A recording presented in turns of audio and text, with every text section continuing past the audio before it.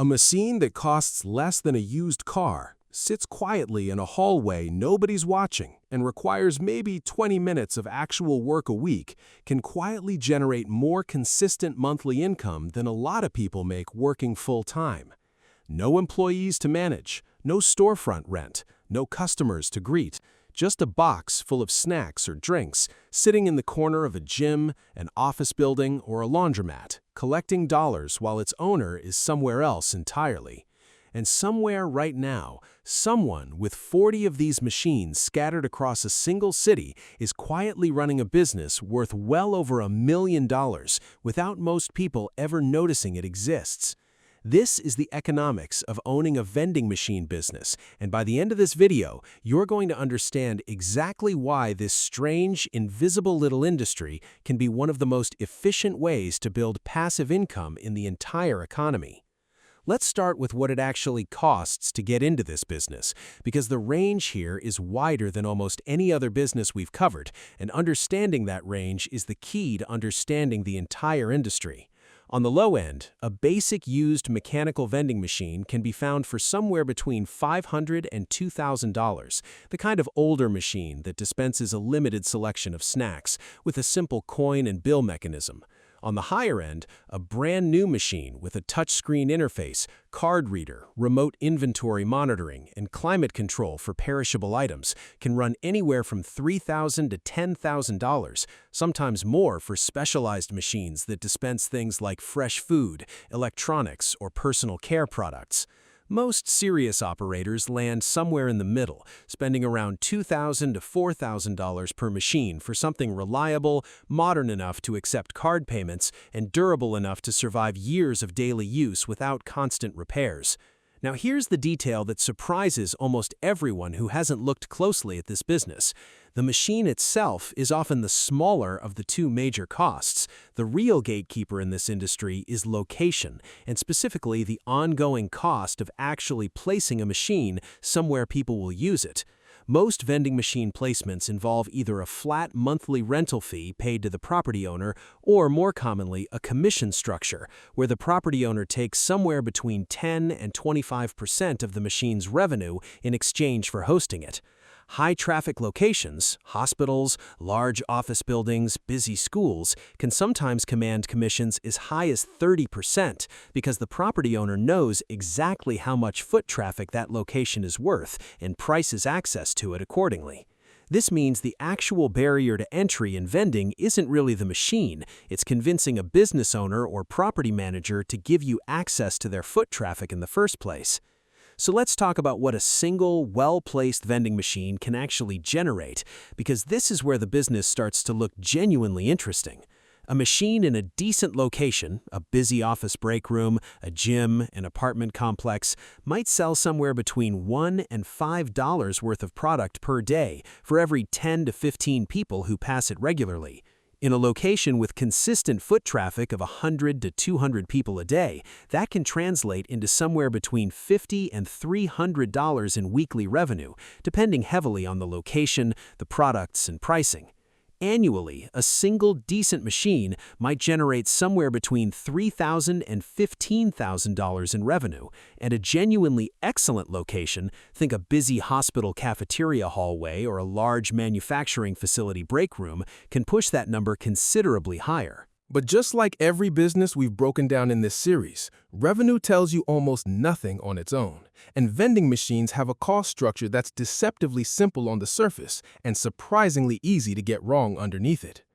Product costs, the actual snacks, drinks, or items being sold, typically run somewhere between 40 and 60% of the sale price, depending on how efficiently an operator buys in bulk and how much they mark up their pricing.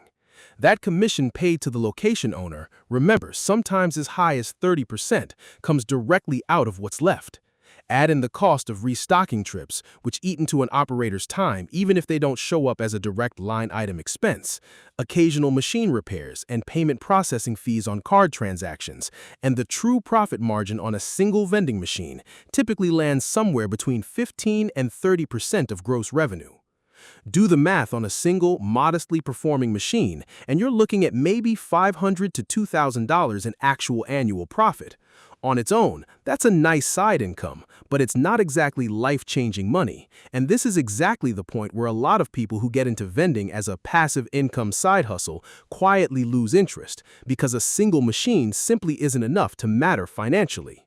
The real economics of this industry, the version that can genuinely build wealth, only reveal themselves once you understand that vending is fundamentally a volume business. One machine is a hobby. 20 machines is a business, 100 machines is a company. Here's why the math changes so dramatically with scale. The fixed costs of running this business, the vehicle needed to restock machines, the storage space for inventory, the accounting and bookkeeping, the relationships with distributors who supply product at bulk pricing, don't multiply at the same rate as the number of machines does.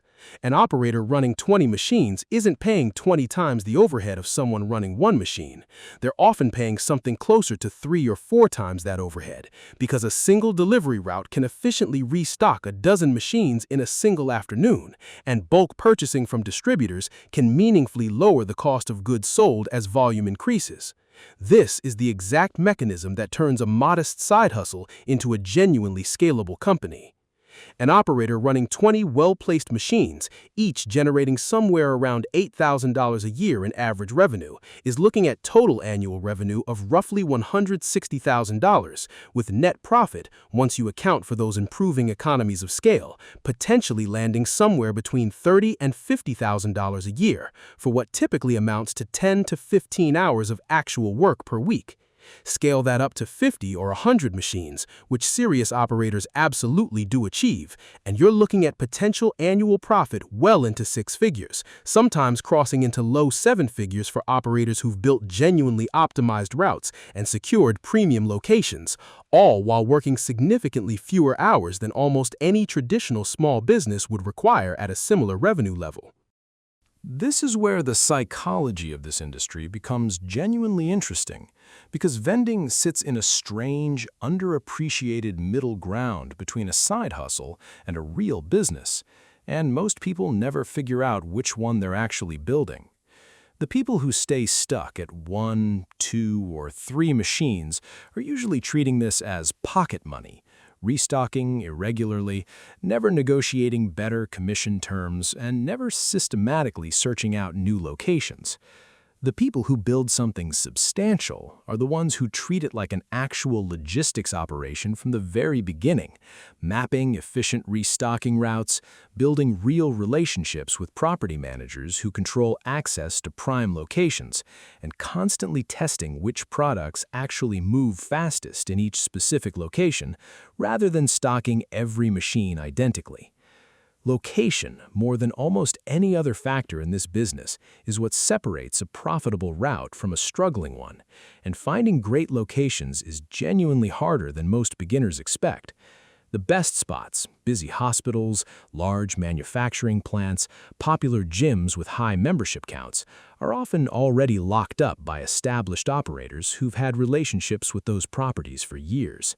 New entrants typically have to build their routes through smaller, less obvious locations first: apartment complexes, small offices, auto repair shops, laundromats, gradually working their way toward better placements as they build a track record and a reputation for reliable service.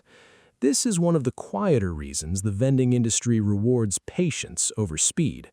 The operators who succeed long-term are rarely the ones who tried to sign 20 locations in their first month.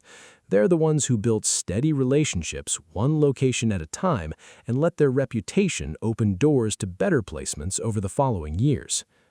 There's also a technological shift happening in this industry that's worth understanding, because it's quietly reshaping who actually wins in vending.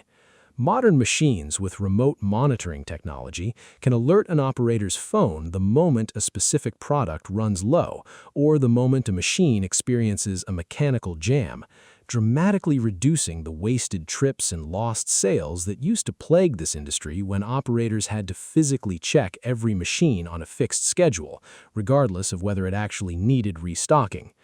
Card and mobile payment capability has also meaningfully increased average transaction value, since customers reaching for their phone to tap and pay tend to spend more freely than someone who only buys something if they happen to have exact change in their pocket. Operators who invested early in this modern equipment, despite the higher upfront cost, are generally seeing meaningfully better margins than operators still running older, cash-only machines, because the technology essentially pays for itself through reduced waste and increased sales over a relatively short period of time. Of course, this business isn't without real risk, and understanding those risks is exactly what separates operators who build something sustainable from the ones who quietly wash out after a year or two. Theft and vandalism are persistent, if often modest, costs, particularly in less secure locations, and a machine that's been broken into can mean not just the cost of stolen product, but a repair bill and lost revenue during the time it sits unusable. Location loss is a constant, quiet risk, too. A business closes, a property changes management, or a location simply decides to bring in a competing vendor, and suddenly a piece of an operator's revenue disappears overnight with essentially zero notice.